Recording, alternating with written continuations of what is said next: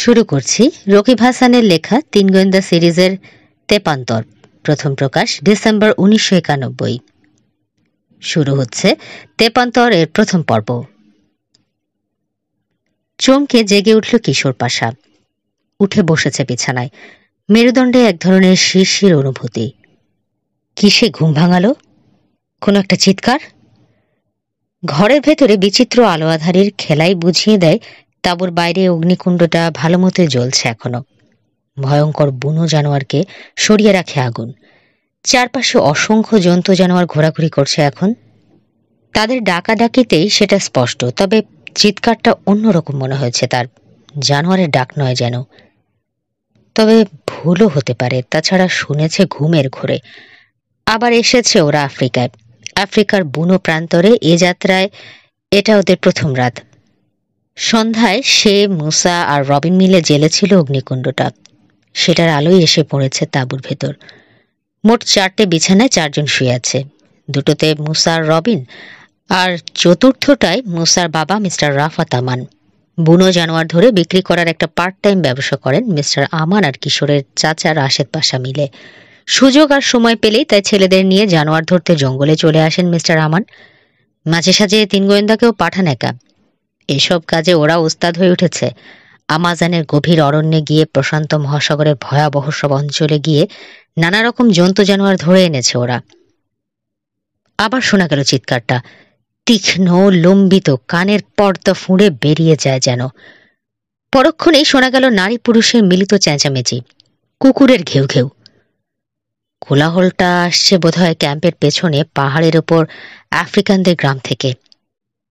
মচমচ করে উঠল মিস্টার আমানের দড়ির চারপায়া। মুসা এখনো গভীর ঘুমে অচেতন। রবিনেরও সাড়া নেই। গোলমালটা কিসের? কিশোর যে জেগে গেছে দেখতে পাচ্ছেন তিনি। দেখতে হয়। পায়ের ওপর থেকে চাদর সরিয়ে বিছানা থেকে নেমে দ্রুত কাপড় পরে নিলেন। বেরোলেন তাঁবুর বাইরে। তাদের ভাড়া করা কুলি, পথ প্রদর্শক আর চাকরেরা সবাই জেগে গেছে।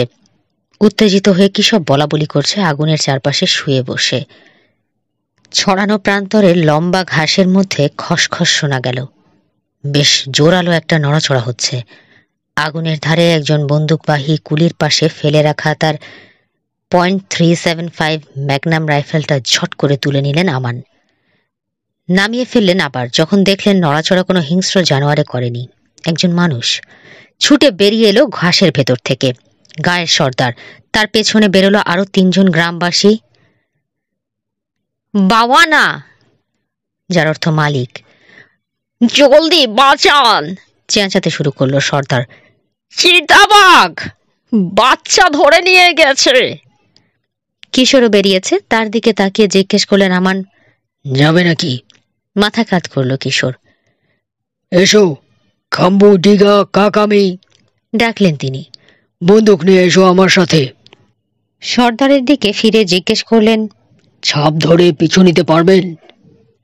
পারবো, নদীর দিকে গেছে। কিশোর, দুটো টর্চ নিয়ে এসো। টর্চের জন্য আবার গিয়ে তাঁবুতে ঢুকলো কিশোর। কানে এলো একটা ঘুমজড়িত কণ্ঠ। কি হয়েছে? শিকারে যাচ্ছি। কি বললে? লাফ দিয়ে উঠে বসলো মুসা। ঘুম চলে গেছে এই মাঝরাতে? রবিনও জেগে গেছে ততক্ষণে। আমিও যাব। আর একটাও কথা না বলে তাড়াতাড়ি বিছানা থেকে নেমে কাপড় পরে নিল সে আর মুসা।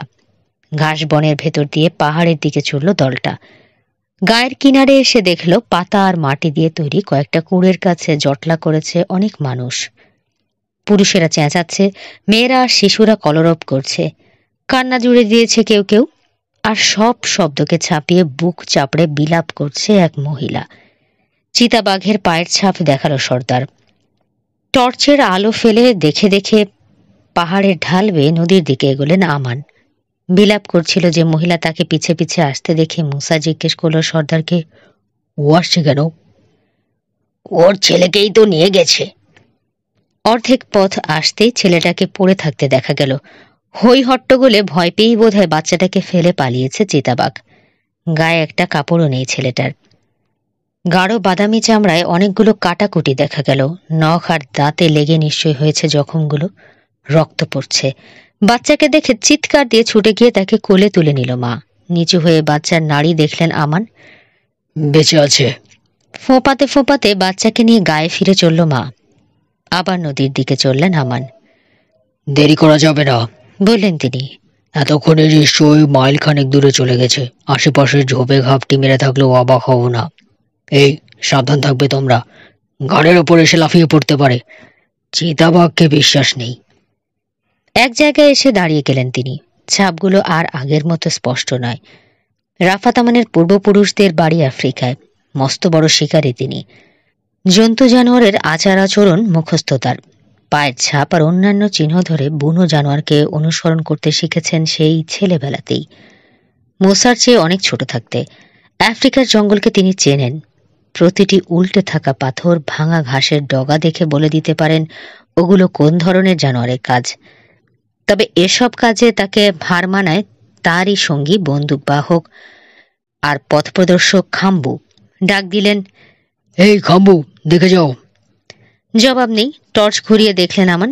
সর্দার আছে, গায়ের অন্য 3 জন লোক আছে, ডিগা আর কাকামিও আছে, 3 গোয়েন্দা আছে। তাদের সঙ্গে রয়েছে বিশাল কুকুর সিম্বা, কিন্তু খাম্বু নেই। ওকে তো আসতে বলেছিলাম। হ্যাঁ বলেছেন, কিশোর বলল। মাঝে মাঝে অদ্ভুত আচরণ করে লোকটা। থাক, মনে হয় এই দিক দিয়েই গেছে। এসো। ঢাল বেয়ে আবার নেমে চললেন আমান। রাতের বেলা শিকারের সময় এক ধরনের গোল চ্যাপ্টা টর্চ ব্যবহার করে শিকারীরা। ওগুলো অনেক সুবিধে। খনি শ্রমিকেরাও এই জাতীয় জিনিস ব্যবহার করে। ফিতে আছে, কপালে লাগিয়ে মাথার সঙ্গে বেঁধে নেওয়া যায়। তাতে 2 হাত মুক্ত থাকে। আমানের টর্চটাও কপালে বাঁধা। এক হাতে রাইফেল, আরেক হাত খালি। জোরালো আলো গিয়ে পড়েছে পায়ের ছাপের ওপর। খানিক দূরে এগিয়ে দ্বিধায় পড়ে গেলেন তিনি। কি যেন একটা গোলমাল রয়েছে ছাপগুলোয়, ধরতে পারছেন না। চিতাবাঘের পায়ের ছাপই, ডিমের মতো লম্বাটে, গোল 4টে আঙ্গুল, আর একটা করে বড় 3 কোনা গোড়ালি। প্রতিটি ডিমের মাথার কাছে চোখা ছোট ছোট গর্ত। নিশ্চয়ই নখের চাপে হয়েছে। এটাই অস্বাভাবিক লাগছে তার কাছে। চিতাবাঘ বেড়াল গোষ্ঠীর প্রাণী। নখ লুকানো থাকে থাবার ভেতরে। হাঁটার সময়ও ওভাবেই থাকে, বেরোয় শুধু আঘাত করার সময়। কিন্তু মাটিতে এই ছাপগুলোর নখ বেরিয়ে আছে। চিতাবাঘ নয়, চিতার ছাপের মতো। চিতা প্রায় চিতাবাঘের মতোই দেখতে হলেও বেড়াল নয়, কুকুর গোষ্ঠীর প্রাণী। তাই নখ সবসময় বেরিয়ে থাকে। ছাপগুলো দেখিয়ে 3 গোয়েন্দাকে ব্যাপারটা বুঝিয়ে দিয়ে বললেন আমান, কিন্তু চিতা হতেই পারে না। ঘরে ঢুকে কখনো মানুষের বাচ্চাকে ধরে নিয়ে যায় না ওরা। এটা চিতাবাঘই। অবাক লাগছে, নখ বেরিয়ে রয়েছে দেখে। সারাক্ষণ নখ বেরিয়ে থাকে একমাত্র মরা চিতাবাঘের। মরা খাইছি। আঁতকে উঠল মুসা। চিতাবাঘের ভূত না তো? তাড়াতাড়ি চারপাশে চোখ বোলালো সে ভয় ভয়। রবিনের কাছে কথাটা বিস্ময়কর মনে হলো। তবে এই আজব দেশে বিস্ময়কর বলে কোনো কথা নেই। কথাটা কোনো এক ইংরেজ অভিযাত্রী যেন বলেছিলেন। নামটা ঠিক মনে করতে পারছে না সে এখন। তিনি আরো বলেছেন, এখানে যখন তখন যা খুশি ঘটতে পারে। কিশোরের কাছে অতটা আজব মনে হলো না ব্যাপারটা। মনে হলো রহস্যজনক। সে ভাবল, ঘটেছে যখন নিশ্চয়ই এর কোনো ব্যাখ্যা রয়েছে।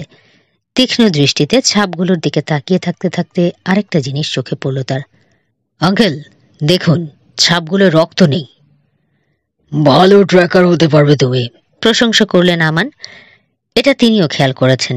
চিন্তিত ভঙ্গিতে ছাপগুলোর দিকে তাকিয়ে বললেন, ঠিকই আন্দাজ করেছো তুমি। বাচ্চাটাকে আঁচড়ে দিয়েছে চিতাটা, আর নখ আর থাবায় রক্ত লেগে গেছে। শুরুতে ছাপগুলোতে রক্ত লেগেছিল, হঠাৎ নেই হয়ে গেছে। এটা হতে পারে না। এত দ্রুত রক্ত শুকিয়ে যেতে পারে না নখ আর থাবা থেকে। আরও একটা ব্যাপার, কিশোর বলল, আমাজনের জাগুয়ারের পায়ের ছাপ অনুসরণ করে বহুবারই গিয়েছি আমরা ওগুলোর বাসা খোঁজার জন্যে। লম্বা ঘাস যেখানে ছিল সেখানে দেখেছি পেটের চাপে ডগা ভেঙেছে, কোথাও কোথাও কাত হয়ে গেছে। চিতাবাঘের বেলায়ও তো সেরকম হবার কথা ছিল। হ্যাঁ হয়, আমান বললেন, কিন্তু এই ক্ষেত্রে সেরকম কিছু হয়নি। অথচ ঘাস 2 ফুট লম্বা, সগর্বে মাথা উঁচু করে রেখেছে ছাপগুলোর মাঝখানে 2 পাশে, অথচ ওই ঘাসের মধ্যে দিয়ে গেছে চিতাবাঘ। মাথা নাড়তে নাড়তে আমান বললেন, এরকম চিতাবাঘ আর দেখিনি। এখানে দাঁড়িয়ে থাকলে রহস্যের সমাধান হবে না, এসো। এগিয়ে চলেছে দলটা। আমানের পাশে পাশে চলছে সর্দার। চিতাবাঘের কুকীর্তি বয়ান করছে। গত 10 দিনে এই নিয়ে তৃতীয়বার বাচ্চা তুলে নিয়ে গেছে জানোয়ারটা। প্রথম দুটোকে মেরে ফেলেছিল। যতই সময় যাচ্ছে দুঃসাহসী হয়ে উঠেছে বাঘটা। আতঙ্কের মধ্যে দিয়ে দিন কাটাচ্ছে গায়ের লোক। ওটাকে মারুন, অনুরোধ জানালো সর্দার। আফ্রিকায় শিকার করতে আসিনি আমি, আমান বললেন। জন্তু জানোয়ার ধরতে এসেছি।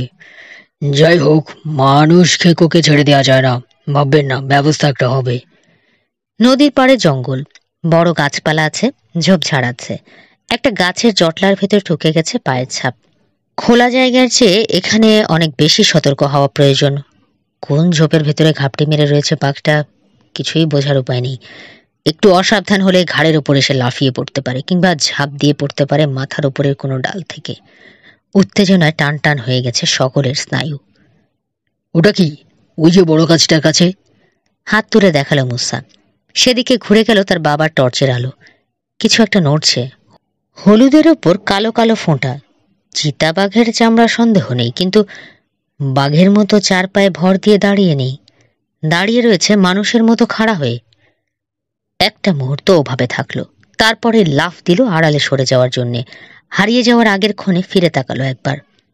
বাঘের মুখ নয়, মুখটাও মানুষের মতো, তবে আবছা আলোয় চেহারাটা বোঝা গেল না। অদৃশ্য হয়ে গেল ওটা। যেখানে দেখা গিয়েছিল সেখানে চলে এলো দলটা। আশেপাশে অনেক খোঁজাখুঁজি করা হলো, কিন্তু আর দেখা গেল না ওটাকে। মানুষ বা জন্তু যাই হোক, একেবারে বাতাসে মিলিয়ে গেছে যেন। কোনো চিহ্নই পাওয়া গেল না আর, না পায়ের ছাপ না কিছুর। ঘন ঝোপঝাড় সমস্ত চিহ্ন ঢেকে দিয়েছে। এরপর কি করা বুঝতে পারছে না কেউ। গায়ের লোকেরা আর এগোতে রাজি হলো না কিছুতেই। সাধারণ চিতাবাঘকেই ভয় করে চলে মানুষ, কারণ খুব খারাপ জীব এরা, আর সেটা যদি মানুষের রূপ নিতে পারে তাহলে তো কথাই নেই। সাক্ষাৎ ইবলিস হয়ে যায়, বদ প্রেতাত্মা। ইচ্ছে মতো আসতে যেতে পারে ওগুলো। মানুষ জানোয়ার যে কোনো কিছুর রূপ নিতে পারে। তীর, বর্ষা, এমনকি বন্দুকের গুলিকেও পরোয়া করে না। করবে কেন? লাগেই তো না ওদের গায়ে। ভয়ে কাঁপতে শুরু করেছে লোকগুলো। গায়ে ফিরে যাওয়ার সিদ্ধান্ত নিল। কিন্তু আপনাদের বাচ্চাদের কি হবে? আমান জিজ্ঞেস করলেন। ওরা একে একে মারা পড়ুক, এটাই চান? কিছুই করার নেই আমাদের, অসহায় ভঙ্গিতে বলল সর্দার। আপনিও কিছু করতে পারবেন না। চিতাবাঘ হলে মারতে পারতেন, কিন্তু চিতা মানবকে কি করবেন? ওদের মারা মানুষের সাধ্যের বাইরে। চলুন, ভালো চাইলে ফিরে চলুন আমাদের সঙ্গে। আলো আছে আপনার কাছে, আমাদেরও যেতে সুবিধে হবে। এই অন্ধকারে। শুনুন শুনুন, টিটকেরি মারছে আমাদেরকে, হাসছে। বনের গভীর থেকে শোনা গেল একটা অদ্ভুত শব্দ। এই পরিবেশে ওই শব্দ শুনলে অতি বড় সাহসীরও আত্মা কেঁপে ওঠে। শক্ত আঁশওয়ালা কাঠে ভোঁতা করাত চালানো হচ্ছে যেন। বেটা যাই হোক, আমান মন্তব্য করলেন। চিতাবাঘের ডাক ভালোই রপ্ত করেছে। ওকে ধরবই আমি। ইচ্ছে হলে আসতে পারেন, না হলে থাকুন। শব্দ লক্ষ্য করে এগিয়ে চললেন তিনি। অবশ্যই সঙ্গে চলল 3 গোয়েন্দা। অনিচ্ছা সত্ত্বেও পিছে পিছে চলল গাঁয়ের লোকেরা। অন্ধকারে দাঁড়িয়ে থেকে আরো বেশি বিপদে পড়ার চেয়ে এটাই ভালো মনে করলো ওরা। ঘন ঘাস আর ঝোপ মারিয়ে পড়ে থাকা মরা গাছ ডিঙিয়ে, লতা ঠেলে গাছপালার পাশ দিয়ে এগিয়ে চলল ওরা। এরকম জঙ্গলে দ্রুত চলা যায় না, গতি খুব মন্থর। 2টো টর্চ জ্বলছে এখন, একটা আমানের কপালে আর একটা কিশোরের কপালে। সবকটা চোখ খুঁজছে শুধু একটাই জিনিস, হলুদের ওপর কালো ফোঁটা। থমকে দাঁড়ালেন আমান। মনে হয় দেখলাম বায়ে একটা উইয়ের ঢিবির উপরে গাছের ডালে। চোখ তীক্ষ্ণ করলো 3 গোয়েন্দা। মুসা দেখল প্রথমে, তারপর কিশোর। রবিন দেখতে পায়নি। হলুদের ওপর কালো ফোঁটাই বোধহয় চিতা মানবের চামড়াই হবে, যেটা গায়ে জড়ানো ছিল। চাপা গড় করে উঠলে ছুটে যেতে চাইল সিম্বা। চুপ সিম্বা, দাঁড়া, আদেশ দিলেন আমান। চুপ করলো না সিম্বা, গড় গড় করতেই থাকলো, তবে আগে বাড়ার চেষ্টা করলো না আর। আশ্চর্য, আমান বললেন। তখন যখন দেখলো কিছুই করলো না, একেবারে চুপ, আর এখন এমন করছে। সোজাসুজি গেলে বেটা আবার পালাবে, কিশোর বলল। আগের বারের মতো। টর্চটা খুলে মুসার হাতে দিয়ে বলল, এটা ধরে রাখো ওর উপর, আমি ঘুরে ওর পেছনে চলে যাই, দেখি ডাল থেকে নামানো যায় কিনা। ছুরি আছে আমার কাছে, ভয় নেই। কোমরে ঝোলানো বড় হান্টিং নাইফের খাপে চাপড় দিল সে। জঙ্গলে এলে অন্যরকম হয়ে যাও তুমি কিশোর, আমান বললেন। দেখেছি, সাহস আছে। ওর সাহস সবসময়ই বেশি, রবিন বলল। তা তো নিশ্চয়ই, ভূতকে যে ভয় পায় না। অযথা ভূত ভূত করো না তো তুমি মুসা, বাধা দিয়ে বললেন তার বাবা। কতবার বলেছি ওসব নেই।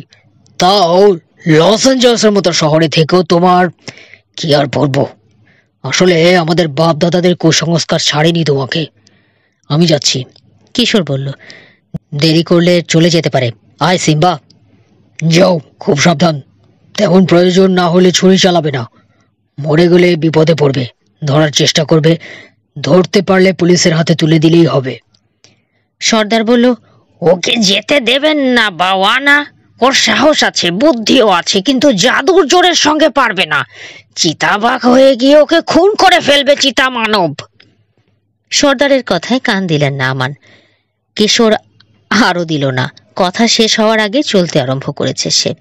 ঢুকে পড়ল ঘন গাছপালার মধ্যে, অন্ধকারে মিশে নিঃশব্দে এগোলো। মনে মনে কিশোরের জন্য দুশ্চিন্তা যে একেবারেই হচ্ছে না তা নয়, কিন্তু আমল দিলেন না আমান। পুরুষ মানুষের সাহস থাকা ভালো, ঝুঁকি যদি নাই নিতে পারলো তাহলে পুরুষ কেন? ওর চেয়ে কম বয়সে আফ্রিকার জঙ্গলে রাতের বেলা খালি হাতে বেরিয়ে পড়তেন তিনি, নিশাচর জানোয়ার আর প্রকৃতি দেখার জন্যে। ওটা মানুষ না হয়ে সত্যিকার চিতাবাঘ হলে অবশ্য বন্দুক ছাড়া কিশোরকে যেতে দিতেন না তিনি। সাধারণ একটা হান্টিং নাইফ দিয়ে চিতাবাঘের বিরুদ্ধে কিছুই করা যাবে না, তবে চিতা মানবের ব্যাপারে তার কোনো ভয় নেই। আফ্রিকান হলেও ভূত প্রেতে বিশ্বাস করেন না তিনি, কোনো রকম কুসংস্কার নেই।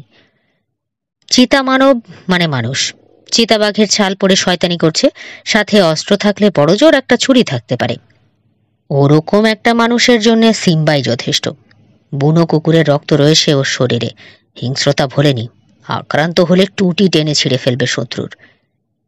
এগিয়ে চলেছে কিশোর। আরেকবার চাপা গরর করে উঠল সিম্বা।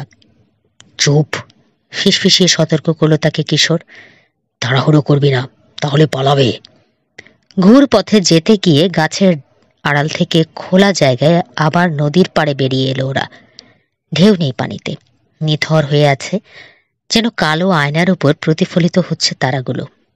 অন্য পাড়ে দেখা যাচ্ছে চলমান কতগুলো ছায়া সারি দিয়ে এগিয়ে চলেছে।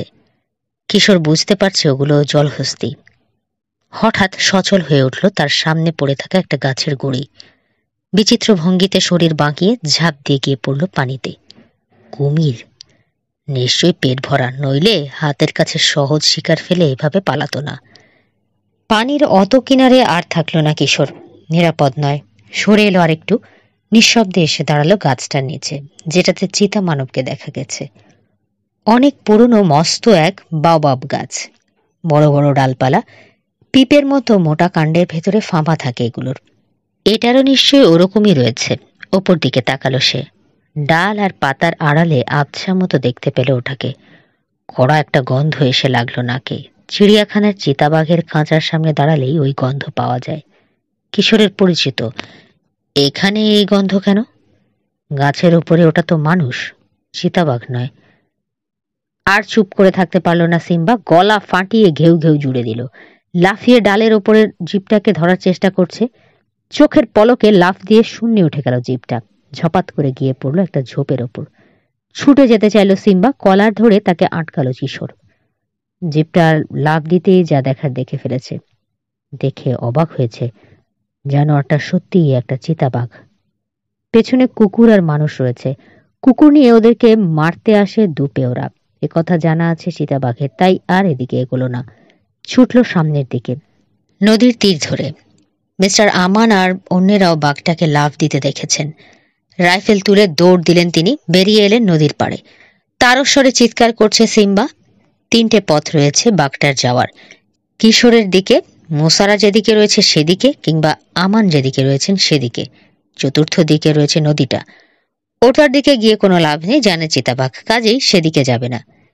কিশোরের সাথে রয়েছে ভয়ঙ্কর এক কুকুর, যাকে ভীষণ ঘৃণা করে চিতাবাঘ। মোসাদের সঙ্গে রয়েছে তীব্র আলো, কাজেই সেদিকেও গেল না। তৃতীয় যে পথটা সেটা অন্ধকার। নিরাপদ ভেবে সেদিকেই ছুটল ওটা। পড়ে গেল আমানের সামনে। বাঘটাকে দেখা মাত্রই গুলি করলেন আমান।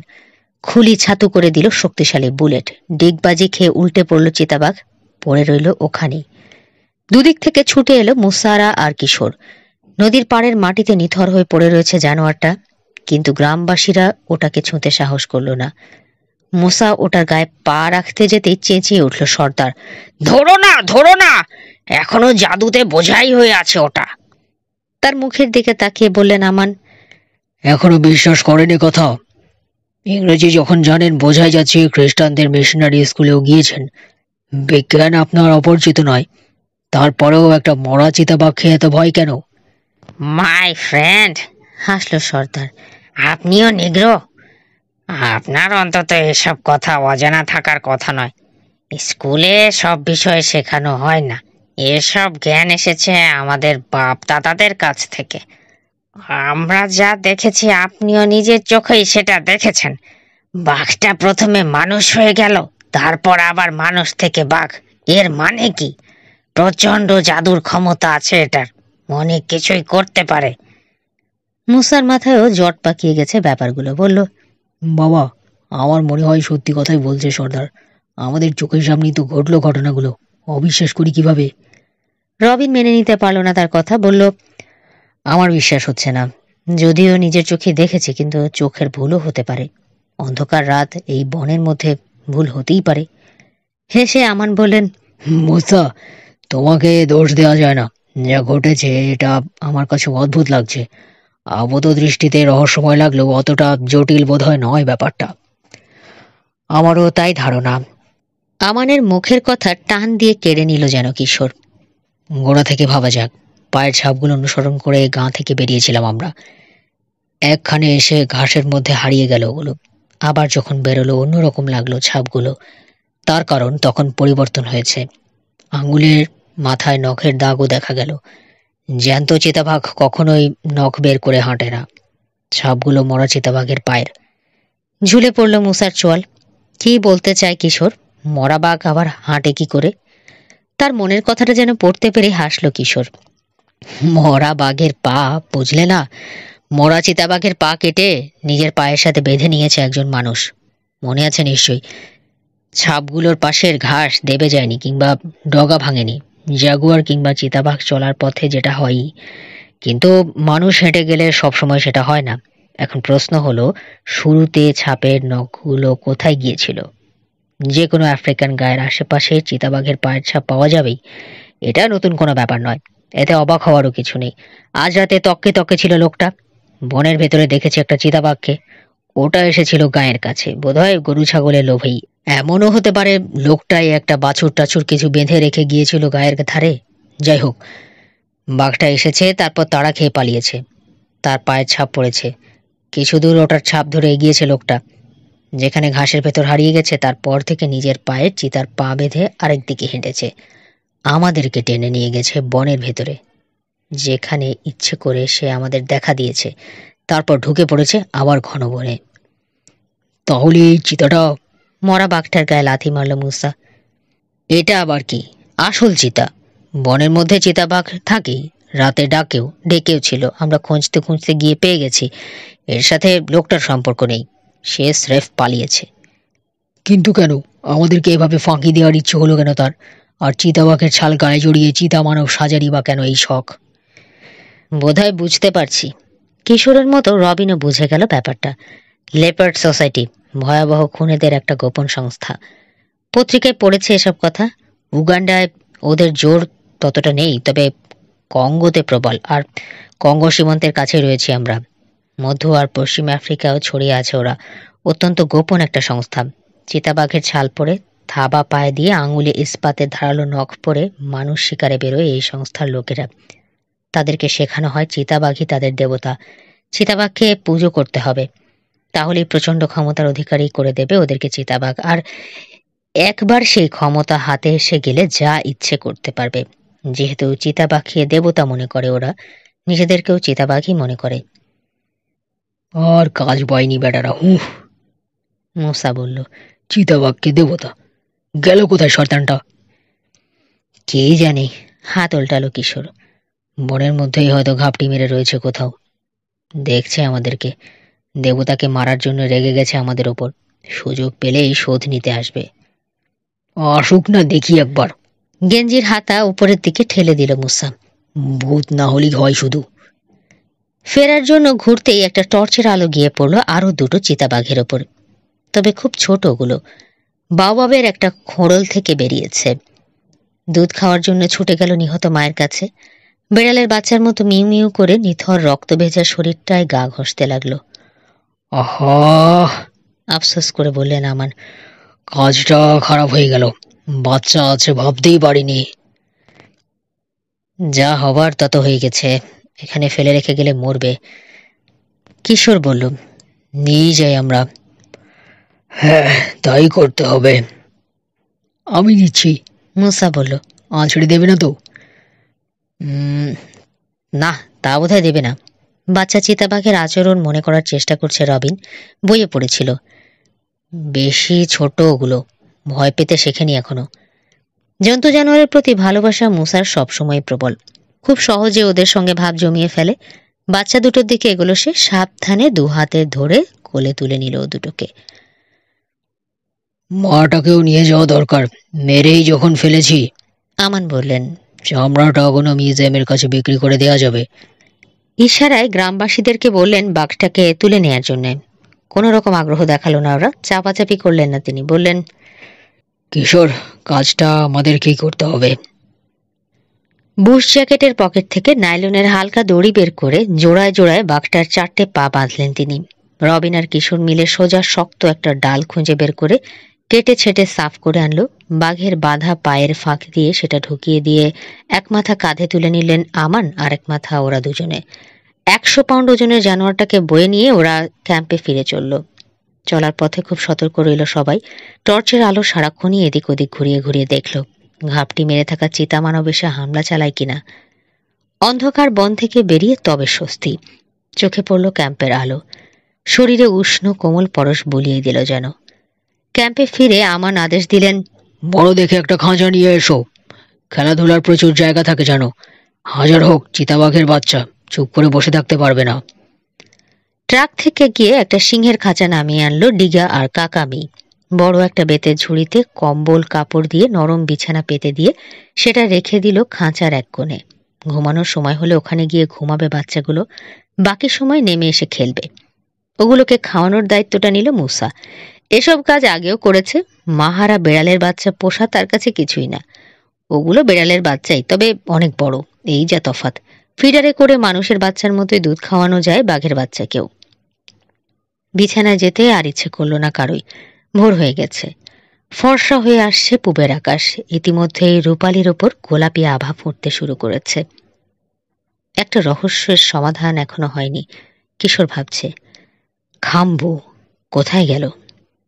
তাকে নাম ধরে ডেকেছিলেন মিস্টার আমান, স্পষ্ট মনে আছে তার। খাম্বু, ডিগা আর কাকামি, তিনজনকে ডেকেছিলেন, তবে ওদের সাথে খাম্বু ছিল কিনা সেটা মনে করতে পারছে না কিশোর। এখন মনে হচ্ছে বোধহয় ছিল না, তাদের সঙ্গে সঙ্গে যায়নি। তাহলে কি ক্যাম্পে থেকে গিয়েছিল? কেন? একই প্রশ্ন বোধহয় আমানের মনেও দেখা দিয়েছে। বাবুর্চি যখন ধুমায়িত কফির ট্রে হাতে তাঁবু থেকে তাঁবুতে যাচ্ছে, তখন বলে দিলেন, খাম্বুকে বলো আমার সঙ্গে দেখা করতে। সে তো নেই বাওয়ানা। নিশ্চয়ই আছে, আমাদের সঙ্গে যায়নি। যায়নি তাহলে কোথায় গেল? সেটাই তো আমি জানতে চাই। ওই আসছে। ঝট করে ফিরে তাকালো বাবুর্চি আর তিন গোয়েন্দা। ঝোপ থেকে বেরিয়ে আসছে খাম্বু। ভেবেছে আবছা অন্ধকারে কারো চোখে পড়বে না, লম্বা ঘাস আর হালকা ঝোপঝাড়ের আড়ালে আড়ালে চলে যাবে তাঁবুর ভেতরে। কিন্তু আমানের মতো শিকারীর তীক্ষ্ণ চোখকে ফাঁকি দিতে পারেনি সে। সারা গা খালি, সবসময় যেমন থাকে। পরনে একটা সাফারি প্যান্ট, বগলের তলায় একটা পুটলি। ডাকো ওকে, আমান বললেন। ধরা পড়ে গেছে, আর লুকানোর চেষ্টা করে লাভ নেই, বুঝতে পারলো খাম্বু। এগিয়ে এলো, চোখে তীব্র ঘৃণা। লোকটার চোখে এই দৃষ্টি আগেও দেখেছে আমান, তবে এতটা খারাপ দেখেনি। তার নির্দেশ আগে কখনোই অমান্য করেনি লোকটা, এই প্রথমবার করলো।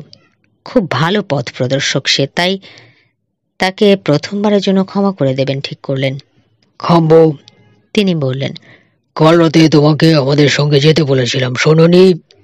মোহতা গলায় জবাব দিল খাম্বু, শুনিনি। সারা রাত কোথায় ছিলে? এখানেই। কিন্তু আমি তো শুনলাম তুমি ক্যাম্পে ছিলে না। ভুল শুনেছেন, আমি তাঁবুতেই ছিলাম ঘুমিয়ে। যারা বলেছে ভুল বলেছে। এই তো দেখলাম ঝোপ থেকে বেরোলে, কোথায় গিয়েছিলে? আপনাকে খুঁজতে বাবা না। দীর্ঘ একটা মুহূর্ত লোকটার মুখের দিকে তাকিয়ে রইলেন আমান। বুঝলেন এভাবে প্রশ্ন করে লাভ হবে না, সত্যি কথা বলবে না খাম্বু। অন্য রাস্তা ধরলেন, জিজ্ঞেস করলেন, লেপার্ড সোসাইটি সম্পর্কে কি জানো? এইবার কাজ হলো, কেঁপে উঠল খাম্বু। আরেকদিকে তাকিয়ে ভয়ে ভয়ে জবাব দিল সে, কিছু জানি না বাবা না। পরিষ্কার বোঝা গেল ভীষণ নাড়া খেয়েছে সে। তার জন্য দুঃখ হলো আমানের। বুঝতে পারলেন কোনোভাবে জড়িয়ে ফেলা হয়েছে খাম্বুকে। অশুভ শক্তির বিরুদ্ধে কিছু করতে পারছে না সে, বেরোতে পারছে না ওদের খপ্পর থেকে। একে শত্রু ভেবে এর সঙ্গে লড়াইয়ের প্রস্তুতি নেওয়ার কোনো মানেই হয় না, বরং একে করুণা করা উচিত। এক পা থেকে আরেক পায়ে শরীরের ভর লাগলো খাম্বু। আমি যাই। খাম্বু, আমান বললেন, বিপদের মধ্যে রয়েছো তুমি, বুঝতে পারছি, আমাকে বলতে চাও না, ভালো কথা, কিন্তু মনে রেখো এখানে তোমার শত্রু নেই কেউ, বন্ধু। আমরা তোমার ভালো চাই, সাহায্য করতেও রাজি আছি, প্রয়োজন হলে বলো। লাগবে না, আপনাদের সাহায্য লাগবে না আমার। বলে রাগ দেখিয়ে এক ঝটকায় ঘুরে দাঁড়ালো খাম্বু, গটমট করে হেঁটে চলে গেল। এখানেই শেষ হচ্ছে তেপান্তর এর প্রথম পর্ব। পরবর্তী পর্ব শুনতে এবং নতুন নতুন আরো অনেক গল্প শুনতে সাথে থাকুন গল্প বাই ঘাসফড়িং এর। ধন্যবাদ।